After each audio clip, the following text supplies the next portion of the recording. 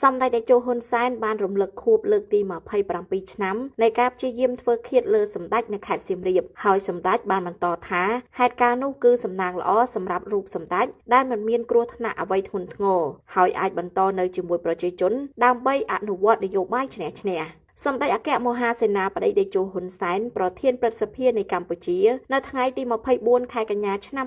2025នេះបានរំលឹកនៅព្រឹត្តិការណ៍ដ៏សំខាន់មួយនៅក្នុងប្រវត្តិសាស្ត្ររបស់សម្ដេចគឺខួបលើកទី27ឆ្នាំនៃការព្យាយាមធ្វើឃាតលើរូបសម្ដេចនៅទីរួមខេត្តសៀមរាបកាលពីថ្ងៃទី24ខែកញ្ញាឆ្នាំ1998នៅលើបណ្ដាញទំនាក់ទំនងសង្គមផ្លូវការរបស់សម្ដេចនៅល្ងាចថ្ងៃទី24ខែកញ្ញាឆ្នាំ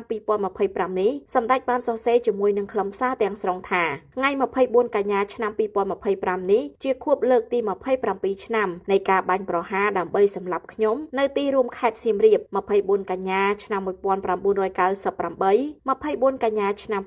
2025ជាសំណាងល្អខ្ញុំមិនមានគ្រោះថ្នាក់និងបន្តនៅជាមួយប្រជាជនដើម្បីអនុវត្តនយោបាយឈ្នះឈ្នះដើម្បីបញ្ចប់សង្គ្រាមនាំមកនូវសន្តិភាពឯកភាពជាតិឯកភាពទឹកដីដែលសម្រេចបាននៅថ្ងៃទី29ធ្នូឆ្នាំ1998 ខ្ញុំមិនរំលឹកឡើងវិញនៅរឿងរ៉ាវនាព្រឹកថ្ងៃទី24កញ្ញាឆ្នាំ1998ទេតែខ្ញុំគួរតែបញ្ជាក់ថាប្រសិនបើពេលនោះខ្ញុំស្លាប់ឬត្រូវរងរបួសប្រទេសកម្ពុជាយើងនឹងមិនមានសន្តិភាពនិងការអភិវឌ្ឍដោយសពថ្ងៃនេះឡើយព្រោះម្ចាស់នៃនយោបាយឈ្នះឈ្នះបានស្លាប់ទៅហើយនិងប្រសិនបើខ្ញុំត្រឹមត្រូវរបួសក៏ទីរួមខេត្តសៀមរាបនឹងមានអ្នកនយោបាយជាច្រើននឹងត្រូវស្លាប់គិតពីថ្ងៃទី24កញ្ញាឆ្នាំ1998មកដល់ពេលនេះគឺខ្ញុំរស់បាន27ឆ្នាំរួចមកហើយនិងសង្ឃឹមថានឹងរស់បានតិចបំផុត27ឆ្នាំបន្តទៀតខ្ញុំសូមជូនរូបថតប៉ុន្មានសន្លឹកនៅពេលខ្ញុំមានអាយុជាង40ឆ្នាំនិងក្រោមអាយុ50ឆ្នាំ